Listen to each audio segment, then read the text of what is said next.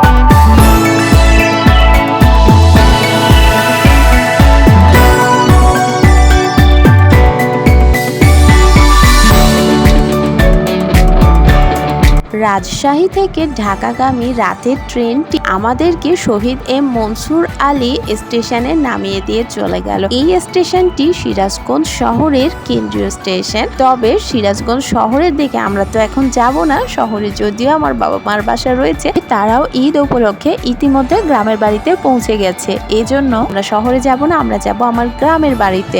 আর গ্রামের বাড়ির নিকটবর্তী স্টেশনগুলোতে রাতের ট্রেনটি দাঁড়ায় না, তার কারণ নিরাপত্তাজনিত ব্যাপার রয়েছে। আর তাছাড়া এত ছোট ছোট স্টপেজে রাতের বেলা ট্রেনটা দাঁড়ায় না, দ্রুতগামী ট্রেন তো, তাই এই যে বড় বড় স্টেশনগুলোতে নামিয়ে দেয়।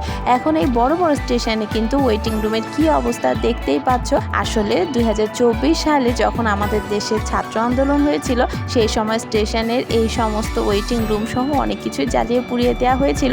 সেগুলো এখন পর্যন্ত রিকভার করার সুযোগ হয়ে ওঠেনি আমাদের গভর্নমেন্টের, হয়তো বা ভবিষ্যতে আবার ঠিকঠাক করে দিবে। তো এখন এই ভাঙাচোরা ভুতুড়ে স্টেশনে আমাদেরকে রাতটা কিছুটা সময় কাটাতে হবে, কারণ আমরা এখন গ্রামের দিকে যেতে পারবো না। এই মুহূর্তে স্টেশনে তেমন কোনো গাড়ি ঘোড়াও দেখা যাচ্ছে না, তারপরে আবার তো নিরাপত্তাহীনতায়ও ভুগছি। আর স্টেশনে দেখতেই পাচ্ছ কি অবস্থা, অন্ধকার একেবারে ঘুটঘুটে। আর বেশ একটা কালবৈশাখী তাণ্ডব কিন্তু চলে গেছে কিছুক্ষণ আগে, এখনো ফোঁটা ফোঁটা বৃষ্টি পড়ছিল। আর আমাদের ভেজা কাপড় চোপড়গুলো গায়ে কিছুটা শুকিয়ে গেছে, তবে ভেজা জুতা সবাইকেই খুব অস্বস্তিকর পরিস্থিতিতে ফেলে দিয়েছিল। এরপর যখন একটু ভোরের আলো ফুটতে শুরু করলো, ফজরের আজান হয়ে গেল, আমরা পার্শ্ববর্তী একটা হোটেল খুঁজে বের করলাম। হোটেল মানে ঢাবা হোটেল। তো সেখান থেকে কিছুটা পরোটা নাস্তা করে আমরা একটা ভ্যান নিয়ে চলে যাচ্ছি এখন গ্রামের দিকে। একদম ভোর, তখন কিন্তু ভোর 5টা সোয়া 5টা মতো বাজে। গ্রামের দিকে দেখো তখন আকাশটা মেঘলা, আর কি সুন্দর লাগছে, পরিবেশটা স্নিগ্ধ শান্ত। তো আমরা খুব সকাল সকাল বাবার বাসায় পৌঁছে বাবা মাকে একদম চমকে দিয়েছিলাম।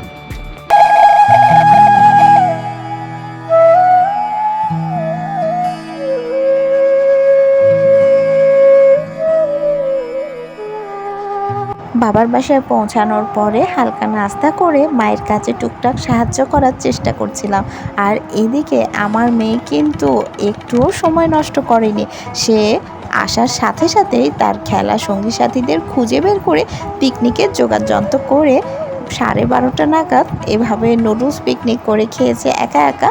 আর আমি ভাবলাম তোমাদের সাথেও একটু শেয়ার করি, সবসময়ই অবশ্য শেয়ার করি। এখানে আসলে আমার মেয়ে পিকনিক না করে থাকতেই পারে না। মোবাইলে সে আবার হিন্দি গান বাজিয়ে দিয়েছে, গান শুনতে শুনতে তারা এখানে নিজের হাতে নুডলস রান্না করেছে। সবাই কিছু না কিছু করেছে, কেউ পেঁয়াজ মরিচ কেটেছে, কেউ বাটিগুলো পরিষ্কার করেছে, কেউ ডিম ভেঙে দিয়েছে, কেউ খুন্তি নেড়েছে, কেউ জাল দিয়েছে, মানে যে যা পারে তাই সাহায্য করে সবাই মিলে এখন কিন্তু পিকনিকের সেই নুডলসগুলো খাওয়া দাওয়া করছে। আর সবাইকে সমবন্টন করে দিয়েছিল আমার আম্মু।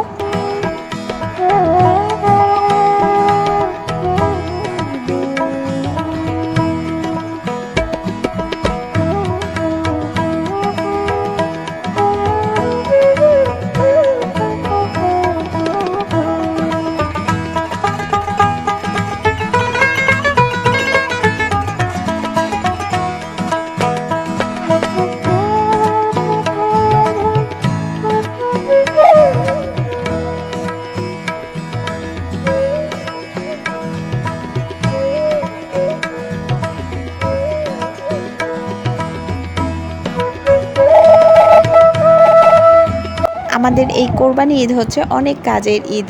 কোরবানির পশু দেখাশোনা করতে হয়, তার উপরে এবারে কিন্তু ধানের মৌসুম, অর্থাৎ ধান কাটাকাটি, ধান শুকানো, এই সমস্ত কিছুই চলছে। তো ধান শুকানোর পরে কিছু কিছু ধান আব্বু আবার চাল করে ভেঙে নিয়ে এসেছে মিল থেকে, তো সেগুলো ঘরে গুছিয়ে রাখা হলো।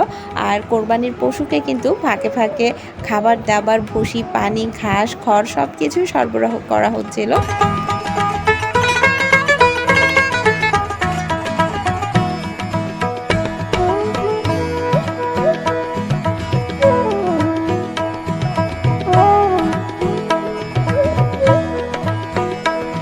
রমজান মাসে তো রোজা রেখে ঈদের জন্য অপেক্ষা করতে হয়।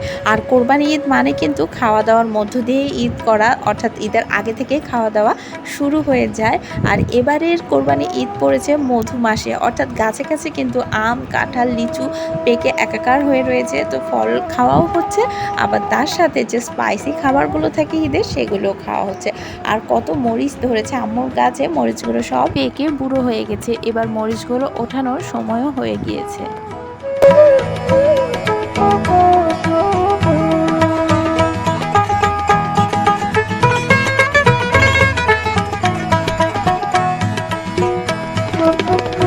কোরবানি ঈদে আমাদের একটা বাড়তি কাজ হচ্ছে কোরবানি পশু ঠিকঠাকভাবে যত্ন করা, তাকে খাবার পানি সময় মতো দেয়া, গোসল করানো, যেহেতু প্রচণ্ড গরম পড়েছে তো গোসল করিয়ে আমাদের কোরবানির পশুকে বিশ্রাম নিতে রেখে দিয়ে আমরা অন্য কাজগুলো করছিলাম। আমার ভাবি চাল ছেড়ে দিচ্ছিল, তো আমি চলে গিয়েছিলাম বাগানে। শুধু আমি না, আমার সাথে আমার হাজব্যান্ড, মেয়ে এবং বাবা সবাই ছিল। সবাই মিলে আমরা বাগানের পরিচর্যা করছিলাম আর পাকা ফলগুলো খুঁজে খুঁজে নামিয়ে নিচ্ছিলাম, আম, কাঁঠাল সবগুলোই। এর মধ্যে এখানে একটা বাঁশঝাড় নিচে থেকেই গজিয়ে গেছে। ঠিক নিচে থেকে নয়, আম্মু করল্লা গাছের মাচা দেবার জন্য একখানা বাঁশের খুঁটি পুঁতেছিল। সেই খুঁটিটা থেকে কিভাবে যেন একটা বাঁশ হয়ে গিয়েছে, এরপরে সেটা এখন ঝাড়ে পরিণত হতে চলছে। এখন আম্মু বলছিল এখান থেকে বাঁশঝাড়টাকে তুলে আমাদের মেহগনি বাগানে শিফট করতে। তো মেহগনি বাগানটা খুব বেশি দূরে নয়, বাসার বেশ কাছাকাছি, কিন্তু এই বাউন্ডারির বাইরে। এখন এই ঝাড়টাকে তোলা কিন্তু এতটাও সহজ হয়ে নেই, অনেকটা গভীরে এর মূলটা চলে গিয়েছিল। তারপরও আমরা অনেকক্ষণ চেষ্টা করার পরে গাছটাকে একটুখানি আলাদা করতে পেরেছি মাটি থেকে।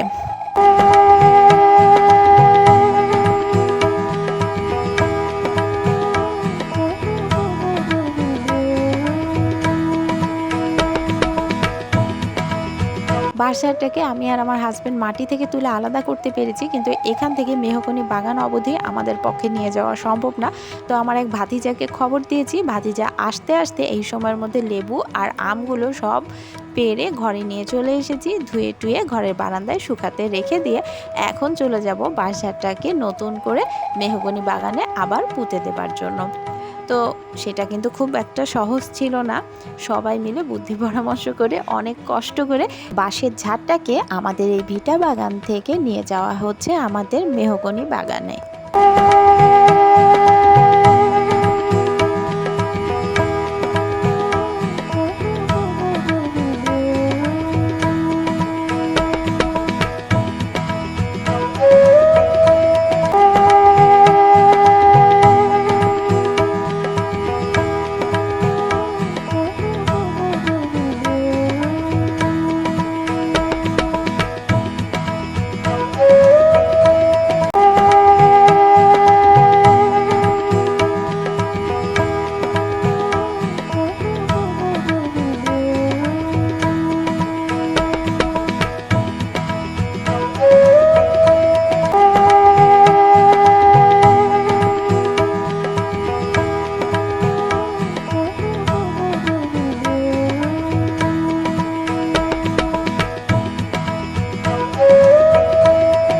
গ্রামে কারো শরীরে ভূতে ভর করলে, মানে ভূতে আসর করলে, গ্রাম্য কবিরাজ তার চিকিৎসা করে ভূতটাকে ছাড়িয়ে একটা বোতলে বন্দি করে ফেলে।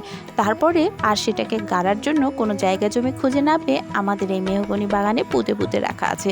এখন খোঁড়াখুড়ি করার সময় আমরা আবার সেটাই ভাবছিলাম, কোথায় না কোথায় গেড়ে রেখেছে, বোতল ভূত যদি বেরিয়ে আসে, এই নিয়ে হাসাহাসি করছিলাম। যদিও আমাদের এইসবে একেবারেই বিশ্বাস নেই, তবে গ্রামে কিন্তু এরকম অসংখ্য গল্প প্রচলিত রয়েছে।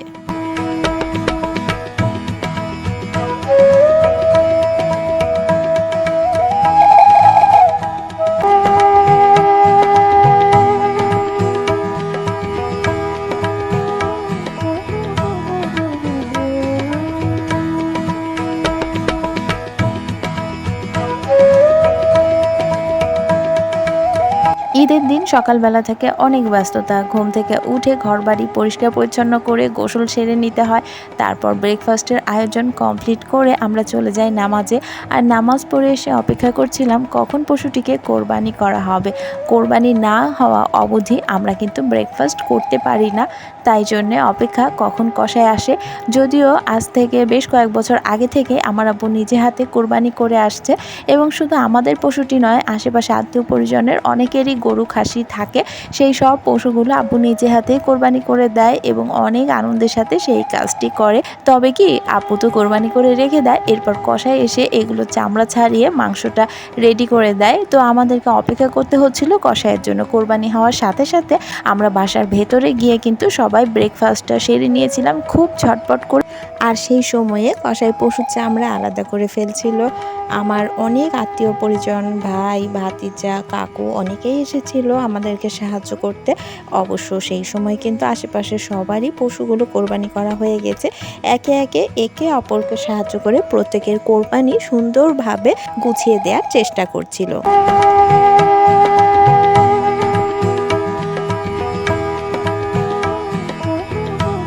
কোরবানি ঈদের দিন যত দ্রুত সম্ভব আমাদের মাংসগুলো গুছিয়ে ফেলতে হয়, তাহলেই আমাদের একটু শান্তি স্বস্তি। যতক্ষণ পর্যন্ত এই মাংসগুলোর কাজ শেষ না হয় ততক্ষণ পর্যন্তই কিন্তু ব্যস্ততা থাকে এবং টেনশনও কাজ করে যে প্রচণ্ড গরম পড়েছে, কতক্ষণ মাংস ঠিকঠাক কোয়ালিটি থাকবে বলো।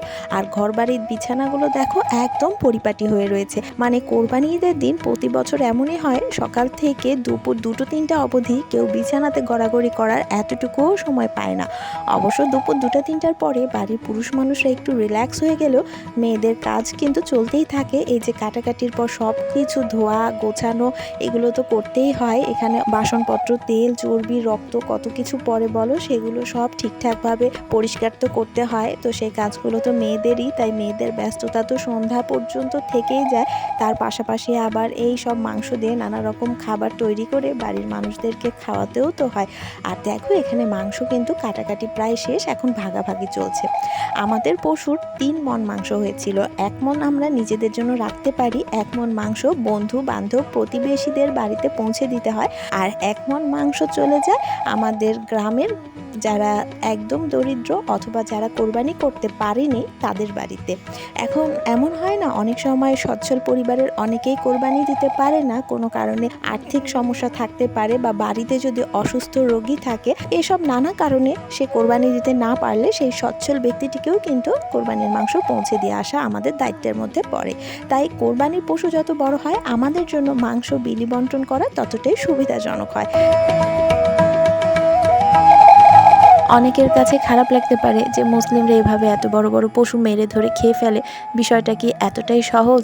দেখে কি বুঝতে পারছো না যে কি পরিমাণ কষ্ট আমাদের করতে হয়? এতগুলো টাকা লাগে একটা এত বড় পশু কিনতে, এরপর সেইটাকে মেরে কেটে এইখান থেকে সবগুলো মাংসকে সমান 3 ভাগে ভাগ করা হয়। এরপরে একটা ভাগ নিজের জন্য রেখে বাকি 2 ভাগ থেকে প্রত্যেককে সমান করে মাংস আমাদের মেপে মেপে দিয়ে দিতে হয়। এখানে দেখো যে শুধু কি টাকাগুলো খরচ হচ্ছে, তারপরে কতটা পরিশ্রম। এরপরে যখন কোরবানির সব মাংসগুলো উঠিয়ে নেওয়া হয়েছে, জায়গা মতো পৌঁছিয়ে দেওয়া হয়েছে, তারপরে সমস্ত কাপড় চোপড় জায়নামাজ সব ধুয়ে ফেলা হয়েছে। এরপরে এখানে যত রক্ত পড়েছিল সব ধুয়ে মুছে গরম পানি ঢেলে দেওয়া হয়েছে। সব বাসনগুলো ডিটারজেন্ট দিয়ে ধুয়ে সেগুলো আমরা গরম পানি দিয়ে ধুয়ে কড়া রোদে শুকিয়ে নির্দিষ্ট জায়গায় তুলে রেখে দিই। কারণ কোরবানি ঈদের দিন ব্যবহার করা এত বড় বড় বাসনগুলো আমাদের আর সাংসারিক কাজে সারাটা বছর সেভাবে প্রয়োজন হয় না।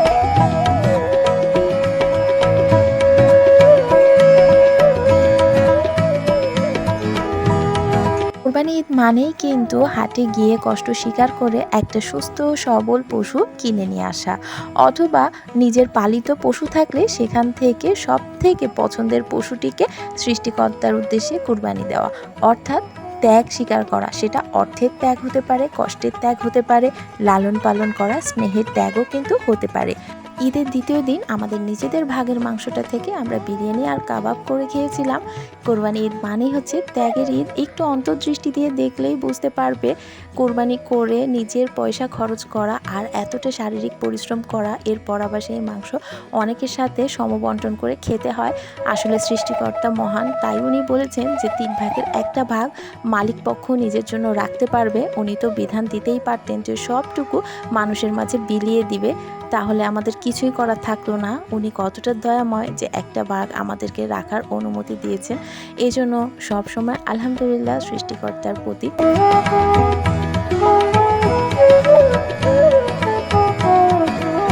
এবারে ঈদের দিনটি ছিল 7ই জুন, আমার জন্মদিন।